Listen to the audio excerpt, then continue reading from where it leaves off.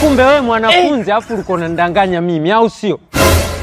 Sasa mimi pale nilikuwa tumefunga shule. Sasa mimi nikajua nitafeli. Maana nilijazijeza mtihani tu vibaya. Hizo sasa tamaa. Sasa mbona ulikuwa unakula vitu vyangu, unanirubuni, unanishawishi kijana watu napambana, nazunguka, naenda kubeba zege, umeniomba iPhone nimeenda kukununulia, unaniomba hiki na kununulia. Mimi hapo najua wewe sio mwanafunzi na nilikuwa na malengo mazuri na wewe. Kumbe mtu unasoma kwa hiyo unataka mimi nifungwe miaka 30.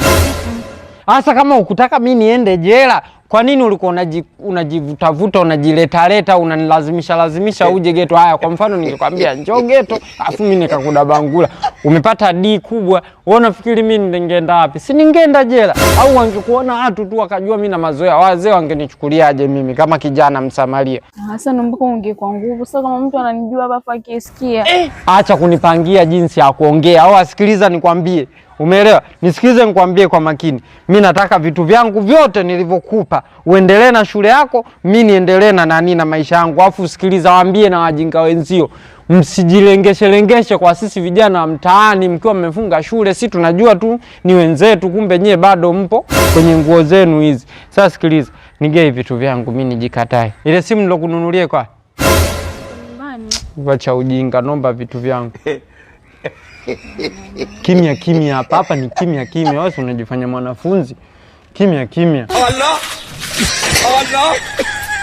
Allah. Marahaba. Na wewe ukifika huko wale wako waambie watu sasa. Kimya. Haya, naomba simu yangu. Hii kaunta langu. Leta simu yangu. Si hapa unajifanya mjanja. Natoa line. Utoe line wewe mwanafunzi, itakiwe na simu, itakiwe na line. Mimi nilikuwa sijui kama wewe mwanafunzi. Mshamba nini? Toa ndala zangu hizo. Na kununulia vitu vizuri upendeze, kumbe mwanafunzi. Haya, nisingekutana na wewe hapa ningejuaje? Si ningeendelea tu kukufuatilia. Toa basi, wauni tunaumia. Sasa umesikia? Tangulia twende kwenu nikamwambie babako ulikuwa unaniektia, au twende shuleni nikaripoti kijana Msamaria aliyetongoza mwanafunzi bila kujua, afu mwanafunzi akamdanganya akala vitu vyake.